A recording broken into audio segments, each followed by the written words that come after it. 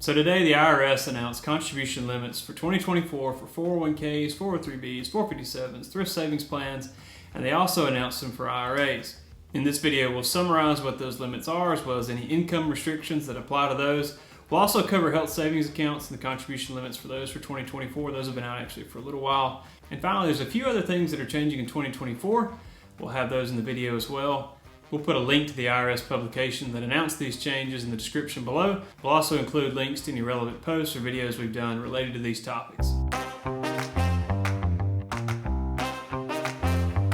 Alright, first off, employer-sponsored retirement plans. In 2024, the IRS is going to allow you to put another $500 in those retirement plans. These are things like 401ks, 403bs, 457s, thrift savings plans. And if you're 50 or older, you get the same $7,500 catch-up contribution. That extra $500 represents about a 2.2% year-over-year increase, which really doesn't seem like a lot, especially when you consider inflation's on pace to hit around 3.5%. But we'll look at IRAs in a second and see how the IRS kind of made up for it there. Another important thing to point out is the overall contribution limit on an after-tax basis can go all the way up to $69,000 in 2024 and up to $76,500 if you're 50 or older.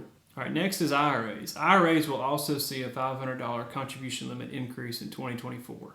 Since IRA contributions are a fraction of what employer-sponsored contribution limits are, as a percentage, IRAs are actually increasing more than the employer-sponsored counterparts. So as you can see in 2024, you'll be able to contribute up to $7,000 to an IRA, and it's up to $8,000 if you're age 50 and older. I want to remind you these contribution limits in IRAs are cumulative amounts. So if you want to contribute a portion to a traditional IRA and a portion to a Roth, you still get the same cap. So let's say in 2024 you contribute $4,000 to a traditional IRA, and then halfway through the year you decide you want to do the rest of it in a Roth IRA. Well, you only get $3,000 left before you hit that $7,000 limit, and you max it out. There's no double dipping. $7,000 is the max, and $8,000 if you're 50 or older.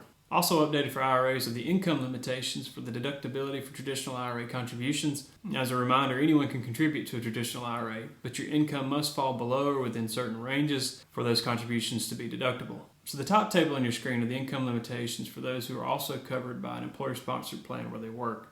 You can kind of see how the IRS limits this a bit more because you have access to another plan where you work. The bottom table is for those who are not covered by an employer-sponsored plan where they work. Here the IRS is obviously giving people a place to save for retirement if they don't have one available where they work, so the income limitations are much higher. Now, depending on your personal filing situation, being single or married filing jointly or having a plan at work or not, these increases are about 5.25% to 6% overall. Finally, here are the income restrictions for Roth IRA contributions in 2024. These have also increased to that 5.25% to 6% range depending on your filing situation. And as a reminder, Roth IRA contributions do not receive a tax deduction when they're made, but all earnings and withdrawals from Roth accounts are completely tax-free.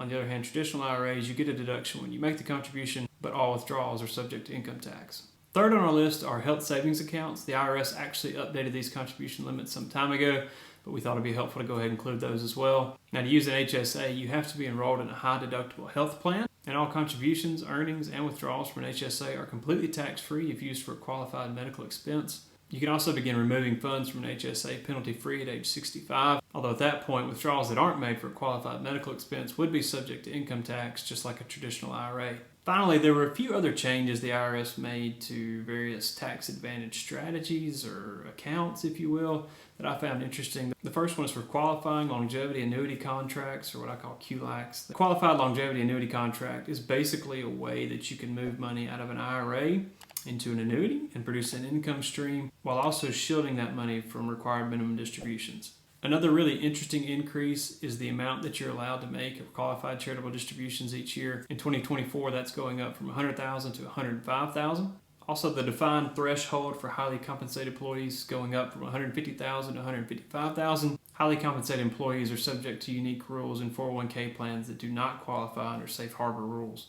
And finally, the annual contribution limit for simple IRAs went up from $15,500 to $16,000 in 2024. Now, this was a pretty brief update, but we've got lots more on our website at markmoney.com about contribution limits, about saving, investing in IRAs, 401ks, and accounts like that. We've also got lots of other videos, which we'll link in the description below.